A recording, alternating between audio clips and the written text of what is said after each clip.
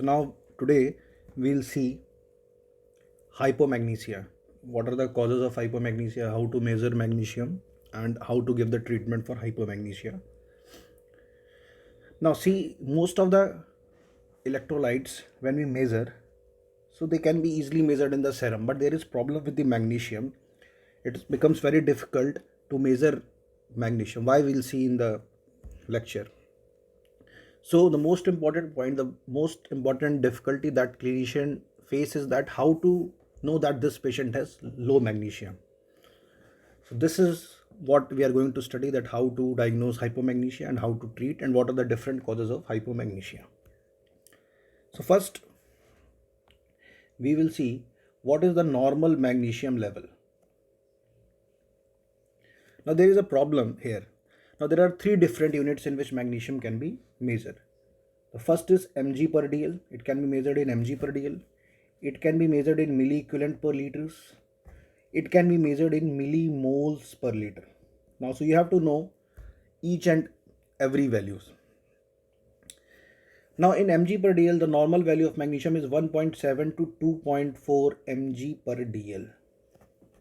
And milliequivalents, the value is 1.5 to 2 milliequivalents per liter. And in millimoles, the value is 0.75 to 1 millimoles per liter.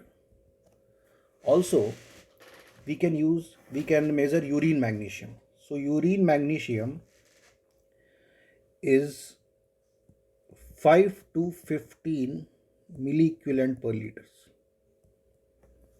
Whenever a patient start having less magnesium in his food, so what happens is that initially urine magnesium falls. Then after some time there is fall in the serum magnesium. So this is what we have to know, that whenever there will be decreased magnesium intake, initially there will be a fall in the urine magnesium, and then patient will have fall in the serum magnesium. Now we have to understand why magnesium is not, why we should not measure magnesium in serum or plasma. For that we have to understand what is the composition of body regarding magnesium.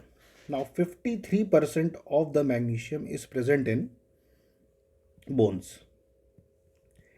27% of magnesium is present in the muscles. 19% of magnesium is present in the soft tissues. Now if you add all these, 7 plus 3, 10, 19, carry 1, 6 to 8 or 9, 99% is present in bones, muscles and the soft tissue. Now if we remaining 1%, the 0.7% is present in the RBC and 0.3% is present in the plasma. So you see, only 0.3% of the magnesium is present in the plasma. So it becomes very difficult. So initially there will be, whenever the body will have low magnesium, that will be low in the bones, then in muscle, then soft tissue, then in RBC, and finally you will be having low plasma magnesium. So measuring magnesium in the plasma will, in most of the cases, will give you the false reading. So this is why it should not be measured in the plasma. Secondly, we know that we have plasma and we have serum. Plasma minus clotting factor is serum. Whenever we use plasma for measuring magnesium, we add anticoagulants, and these anticoagulants combine with magnesium, and when these anticoagulants combine with magnesium, it will give the false reading. So now there are two reasons why we should not measure magnesium in the plasma. The first reason is, whenever we use plasma, we have to add anticoagulants, so there will be less so the magnesium will combine with those anticoagulants and we will have a falsely low reading. Secondly, the amount of magnesium in the plasma is just the 0.3%. Therefore plasma is not the correct way where we should measure magnesium. Now secondly, serum, yes, if see, both are not the best substrate for measuring magnesium. But if someone asks plasma and serum, which will be more accurate, then your answer will be serum. That magnesium should be measured in serum. And the reason I have told you, because in while in plasma we have to added anticoagulant. Secondly, so the added anticoagulants will combine with magnesium, and we have a false reading. So best is serum. Now, so best how to measure magnesium? It is MRT, magnesium retention test. So we should not measure magnesium in the plasma. We should not measure in the serum. So the best is magnesium retention test. Now, can we measure magnesium in urine? Answer is no, no. Why? Because, for example, if the cause of hypomagnesia is diuretic, that is, magnesium, body is losing magnesium through urine, then the urine concentration will give you a normal amount of magnesium, or even it can give you a falsely elevated magnesium level. So you will think that this patient is having normal magnesium. So we cannot measure it in the urine. Now we see, if we have three areas: plasma, serum, and urine. Out of these, serum is the best. But for practical purposes, none of the three should be used. And the reason I have told you. So, which is the best way? Best way to measure magnesium is magnesium retention test, or just on the basis of clinical findings, you should treat magnesium. So, what is magnesium retention test? We will discuss in just a while. Okay.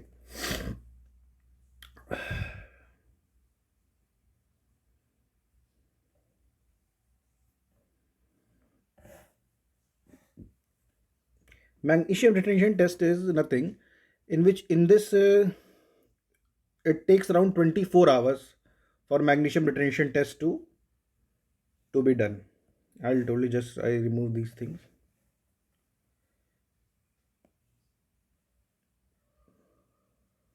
Now, before understanding magnesium retention test, we have to know that about the vial of the magnesium sulfate. Now, one vial of magnesium sulfate consists of 2 ml of magnesium sulfate, and the concentration is 50%. 50% concentration means 500 mg per dl. So, magnesium sulfate in a 2 gram of a 2 ml of a vial is around 1 gram. So this is the concentration of magnesium sulfate, not the elemental calcium. So 1 vial of magnesium sulfate means 2 ml MgSO4, or we can say 1 gram of magnesium sulfate. Now, if we talk of elemental magnesium, then it is equal to 4 millimoles of elemental calcium, or we can say 8 milliequivalent of elemental calcium. Okay, so we have to understand this. Now, what we do in case of magnesium retention test? In magnesium retention test, we use 6 vials or 6 gram of MgSO4, or we can say 24 millimoles of elemental calcium, or 48 milliequivalent of elemental calcium, and we measure magnesium in 24-hour urine.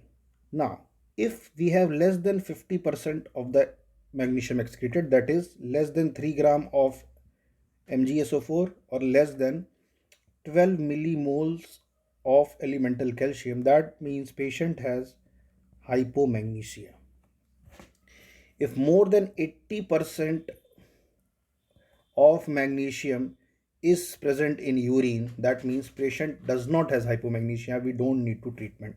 Between 50 to 80%, this is a condition where patient may be or may not be hypomagnesic. So here we can start treatment on the basis of clinical grounds, that Is the patient prone to develop hypomagnesia? How will we know that patient is prone to hypomagnesia? For that, we have to know what are the causes of hypomagnesia. So in the next, we have to understand what are the causes of hypomagnesia. This was the magnesium retention test about the vials of the magnesium, and now we'll try to understand what are the causes of hypomagnesia. So regarding causes of the hypomagnesia, we have to group it. Generally, hypomagnesia is caused by the drugs. So we have to understand what are the drugs and how they cause hypomagnesia. And most of these drugs act on the kidney. So first we'll look about the diuretics. Now, loop diuretics like furosemide can cause hypomagnesia. Then also thiazide like drug can cause hypomagnesia. We know that we have a thick ascending loop of Henle where there is a Na plus 2Cl minus and K plus co-transporter. Now, furosemide act by blocking these co-transporter in the thick ascending limb of Henle. Now, so when sodium absorption is decreased, the this sodium absorption is also required act as a gradient for magnesium absorption. Therefore, there is a low magnesium absorption. Therefore, these furosemide causes also they also causes hypomagnesia. Now, thiazide acts in the early DCT where there is a transporter whose name is, we call it NCCT, sodium chloride co-transporter. So thiazide block sodium chloride co-transporter. Furosemide blocks sodium triple transporter, that is sodium 2Cl minus potassium co-transporter in the thick ascending limb of La, and thiazide block in early DCT NCCT. So the same reason it decreases the sodium absorption, so the gradient for magnesium absorption is decreased and they causes hypomagnesia. Now note the potassium sparing diuretics. Potassium sparing diuretics like spironolactone, eplerenone, amiloride, triamtyrene, CEAT, we call them. They do not cause hypomagnesia, and conversely, their chronic treatment can lead to hypermagnesia. Okay, so this is regarding diuretic treatment. That furosemide and thiazide can cause hypomagnesia, but potassium sparing diuretic does not causes hypomagnesia. Now coming to the antibiotics. So very important antibiotic, that is aminoglycosides. Aminoglycosides can cause hypomagnesia. How? If we ask from where magnesium is absorbed, so magnesium in the intestine is absorbed from the distal part of the small intestine, that is jejunum and ileum, and in kidney it is absorbed from the thick ascending limb of La, and to be more precise it is absorbed from the medullary part of the thick ascending limb of La. So this aminoglycoside, it has been found that they decreased the absorption of magnesium from the medullary part of the thick ascending limb of La. So this the way how aminoglycosides decreases. Then other drugs like pentamidine is used for the treatment of leishmaniasis, and it is also known to cause hyperkalemia. Okay, and then amphotericin, we know that amphotericin is also known to cause hypokalemia. Okay, antifungal drug. Then there are two anti-cancerous drug like cyclosporin and cisplatin.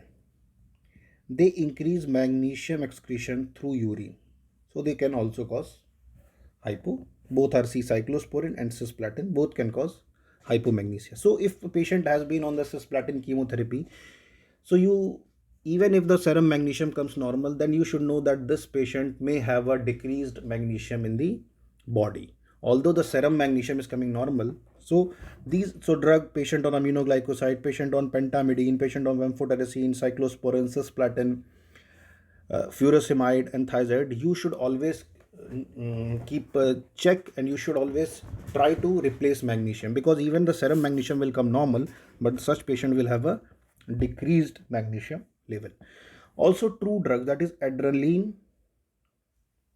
and digoxin,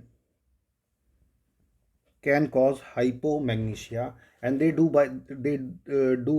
hypomagnesia by promoting the shift of magnesium from extracellular space to the intracellular space. So remember these two drugs, adrenaline and digoxin. Now this is one of the reasons that adrenaline causes hypomagnesia. This is one of the reasons that if you see in MI, 80% of the patient of MI will have hypomagnesia. So can anybody guess why 80% of the MI patient has hypomagnesia? Yes, the reason is same, because it is a condition where body is in the stress. So body increase adrenaline secretion, and this adrenaline causes the shift of magnesium from extracellular space to the intracellular space. Therefore, it has been postulated that because of the increase adrenaline, the patient of MI has hypomagnesia.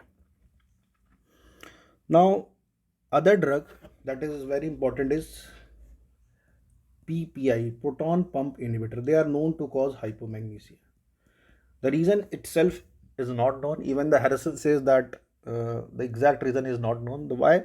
Because proton pump inhibitor acts on the stomach, at the stomach level, but magnesium is absorbed from the distal small intestine, that is duodenum and jejunum. So how they cause? But FDA has approved that if you are giving PPI to a patient for a long time, you should do a magnesium level, and you should replace magnesium level accordingly. Although there is not a fixed guideline that how magnesium should be replaced, but patient on chronic PPI therapy, proton pump inhibitor therapy, can develop hypomagnesia, and it should be treated accordingly.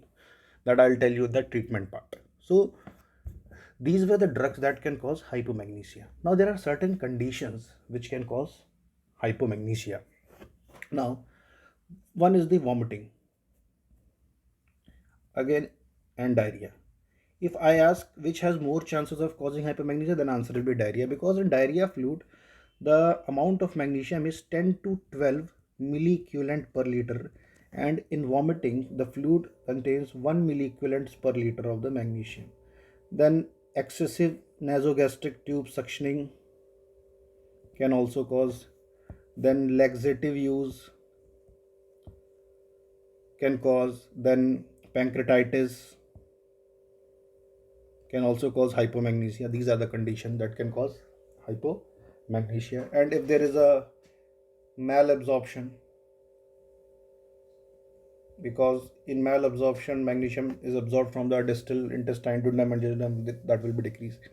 Then I have told you MI, diabetes mellitus. These patients can develop. The exact reason for hypomagnesia is in diabetes is not known, but diabetics patients are prone to develop MI, magnesia, hypomagnesia. In MI, I have told you because of increased adrenaline, they can develop hypomagnesia.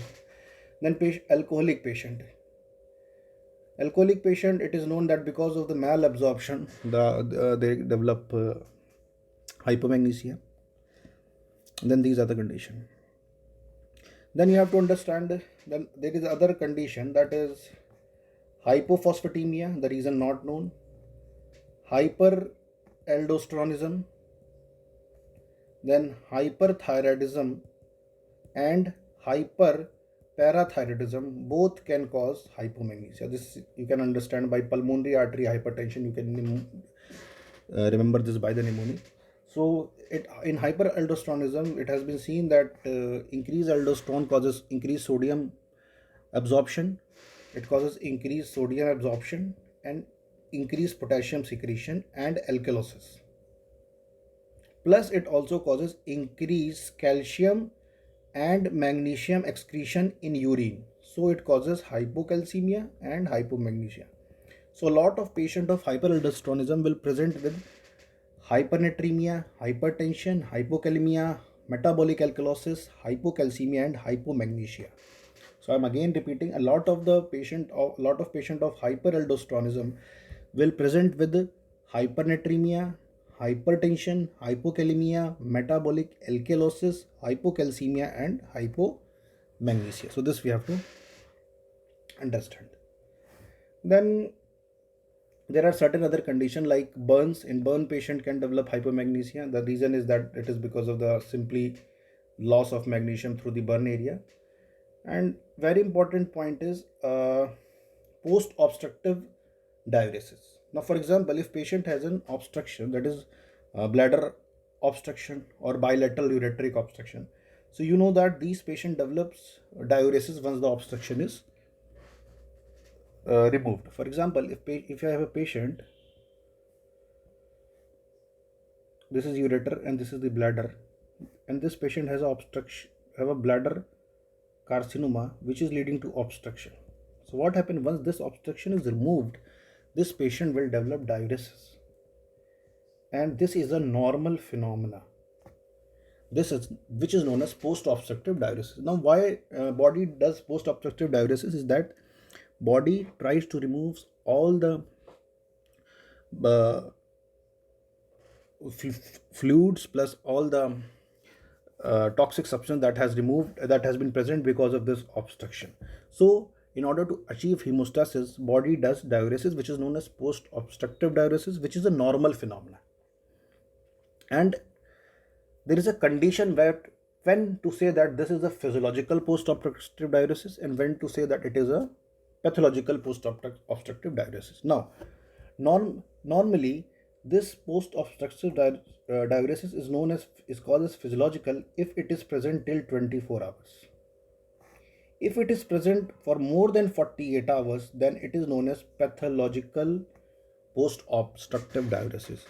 Till date we don't have a specific set of parameters or any scoring system that we can predict that which patient will go in post obstructive diuresis. But generally the patient who have bladder obstruction or patient of bilateral ureteric obstruction or patient of unilateral ureteric obstruction with a single kidney are more prone to develop post obstructive diuresis. I am again repeating, patient of bladder outlet obstruction, patient of bilateral ureteric obstruction, and patient of single ureteric obstruction with single kidney, unilateral ureteric obstruction with single kidney, or patient of diabetes mellitus, patient of hypertension, or patient of chronic volume overload, they can go into the post-obstructive diuresis. Now, when to say that it is post-obstructive diuresis, and it is not that every patient will go in physiological post-obstructive diuresis, but if it is still 24 hours, it will be called as physiological post-obstructive diuresis, and if it is for more than 48 hours, that will be called as a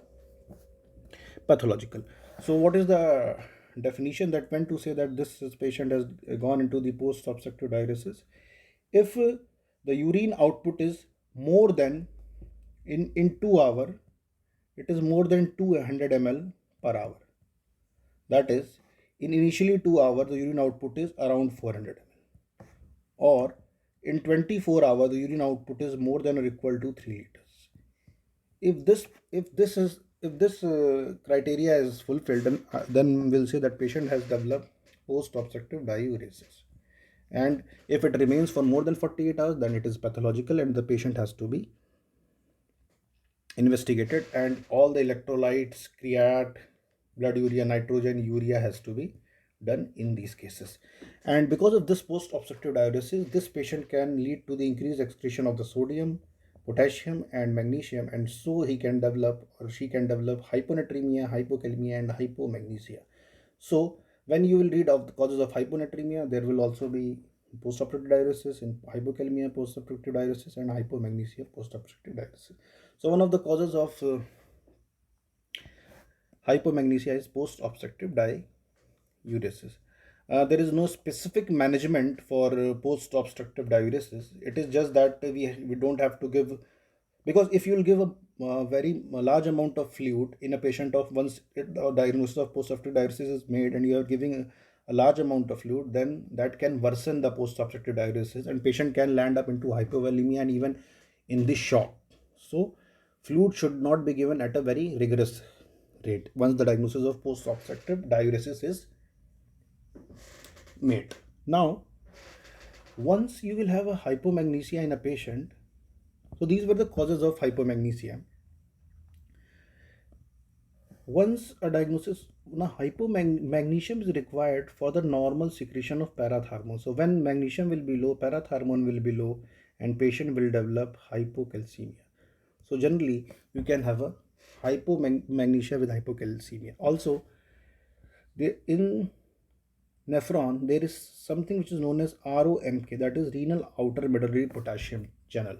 Now, magnesium keeps and through it, potassium is excreted in the urine. Now, magnesium keeps a negative check on this ROMK. So, when magnesium is low, the negative check on this ROMK is lost, and more amount of potassium is lost through ROMK, and we develop hypokalemia. So, this is the reason why a patient of hypomagnesia develop hypokalemia. Now, when we see what are the causes of refractory hypocalcemia and refractory hypokalemia, the answer is hypomagnesia.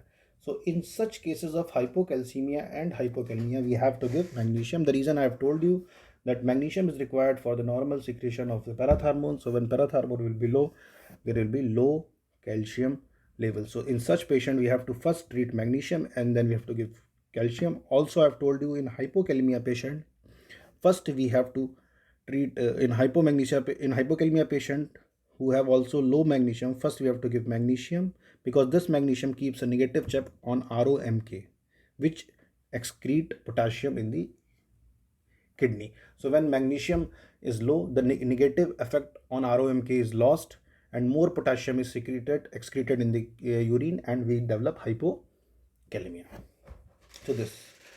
So hypomagnesia is generally associated with the hypocalcemia and hypokalemia that we have seen.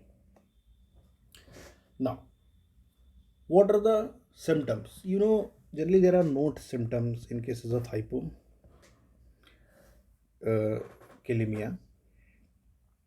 Patient will hypomagnesia patient will develop weakness. Now we have to understand why a patient of hypomagnesia, if we have hypomagnesia, let me change the color. So why the patient of hypomagnesia develops weakness? The patient will complain of generalized weakness. The reason is, we know that from glucose, pyruvic acid is formed. Pyruvic, RUVIC, pyruvic acid. Okay? And this pyruvic acid through oxidative decarboxylation is converted into acetyl coenzyme, and for this we required an enzyme whose name is pyruvate dehydrogenase, जिसके 3 subtype होते हैं 1, 2 और 3. And this pyruvate dehydrogenase enzyme requires thymine pyrophosphate and magnesium. So if the patient has low magnesium, pyruvic acid will not be able to get converted into acetyl coenzyme, and so there will be less ATP production, and then patient will develop weakness. So if someone asks you why hypomagnesia will lead to weakness, the answer is magnesium is required as a cofactor for thymine pyrophosphate, and low magnesium level will lead to decreased conversion of acetyl coenzyme into pyruvic acid into acetyl coenzyme, and there will be increased anaerobic anaerobic cycle will increase, and Krebs cycle will decrease, and there will be less ATP production, and patient will develop weakness. Then other thing that can develop is paresthesias. Patient can develop paresthesias. Abnormal paresthesias are known as abnormal sensation. Patient can develop twitching. Now we know that increase if the patient has high magnesium level in the serum, reflexes are decreased, but in hypomagnesia reflexes are increased. Now note down this point, very important. In magnesium, if there is more magnesium, reflex will decrease. If there will be less magnesium, reflex will increase. And just opposite occurs in cases of the potassium. If there will be more potassium, reflex will increase. If there will be low potassium, reflex will decrease. This is we have to understand. So there can be increased reflex in cases of hypomagnesia, then the patient can develop tremors, patient can develop seizure, patient can develop coma, and even patient can develop death in severe hypomagnesia. Now there is a very important syndrome that is called as hyperreactive CNS syndrome, which develops in case of hypomagnesia, and in which basically the patient develops seizure. The exact reason why this hypomagnesia patient develops seizure is not known, but it has a special spectrum that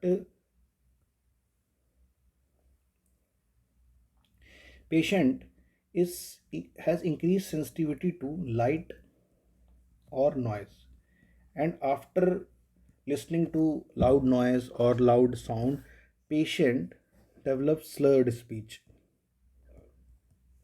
Then patient develops increased tone, increased salivation, and followed by seizures.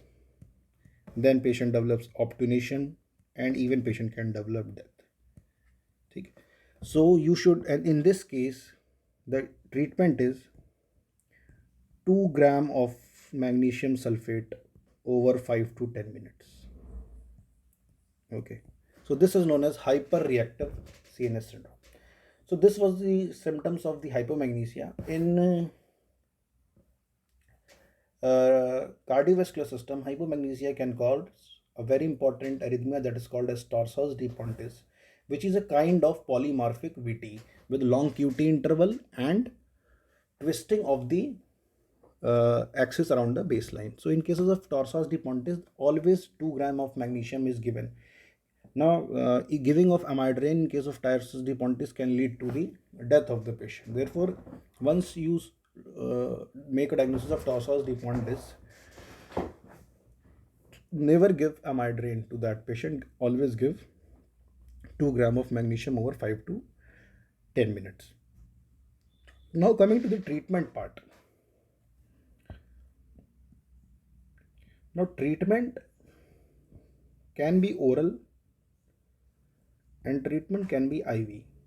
Now, oral, we have different kinds of tablets, like we have magnesium in the form of magnesium chloride, then we have magnesium oxide, then just like potassium की syrup आती है, potassium chloride in the form of syrup pot chlor,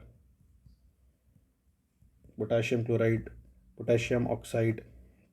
Now generally magnesium oxide tablet is used, and 400 mg of magnesium oxide consists of 210 mg of elemental magnesium, 200 ml of elemental magnesium, and the oral dose of elemental magnesium is 5 mg per kg body weight. So this you can prescribe to someone whom you think that this patient has low magnesium, because all those causes, if the patient has the causes that I have mentioned earlier of hypomagnesia. Now coming to the IV. Now you have to you must remember the normal values of the magnesium. Now we'll remember just in terms of milliequivalent. Now in milliequivalent, the normal value was 1.5 to 2 milliequivalent. 1.5 to 2 milliequivalent per liter. This was the normal value. So if the value is between 1 to 1.4, how to give magnesium? On the first day, you have to give magnesium in the form of in 1 milliequivalent per kg body weight.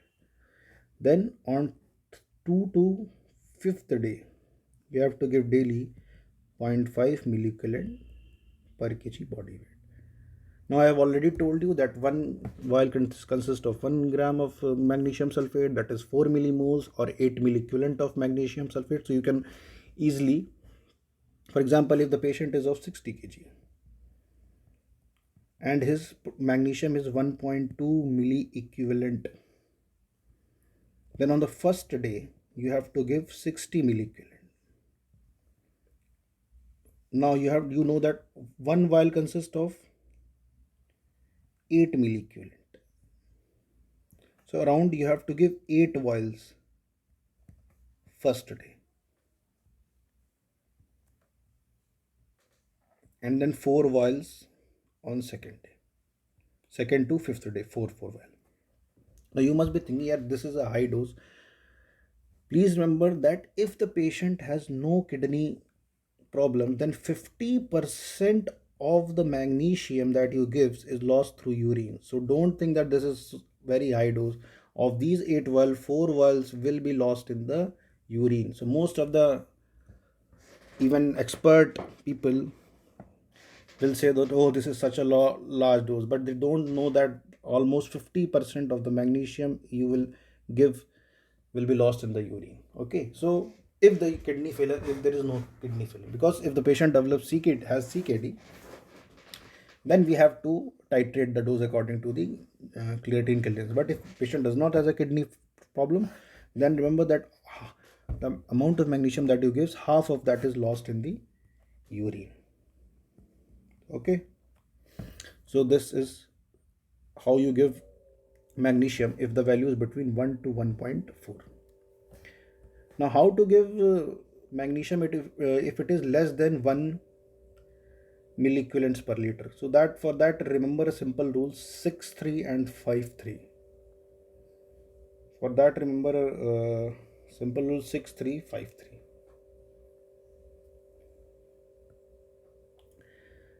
6-3 and then 5-3. So what you will take? You will take 6 gram of magnesium sulfate. This I am telling if magnesium is less than 1 milliequivalents per liter. You will give 6 gram of magnesium in 250 ml NS over 3 hour, followed by 5 gram of magnesium sulfate. 5 gram of magnesium sulfate matlab 5 vials. 6 gram of magnesium sulfate means 6 vials in 500 ml of NS over 3 hours. Okay, so initially you will give 6 gram magnesium sulfate into 50 ml NS over 3 hours, then 5 gram. This is the treatment that you will give on the first day. Then in second to fifth day, you will give 5 gram magnesium sulfate through continuous infusion over 24 hours daily. That means on the second day you will give 5 gram magnesium sulfate through continuous infusion slowly. Then on the third day 5 gram. Then you will be able to restore the normal magnesium level. This is very important. In case of acute hypomagnesia, that I have told you, that example in cases of torsades de pontes, hyperreactive CNS syndrome, which I have already told you, initial treatment is 2 gram of MgSO4 over 5 to 10 minutes. In torsades de pontes, never give amiodarone because that can lead to death of the patient. There are some arrhythmias where you don't use, although amiodarone can be used in every arrhythmia, but there are certain arrhythmias, for example, arrhythmias which are associated with long QT syndrome, that is like torsades de pontes, and also in atrial fibrillation associated with WPW syndrome, where the drug of choice is prosinamide. We don't use amiodarone. So this is very important. So this was regarding magnesium. Everything and most of the thing I have covered.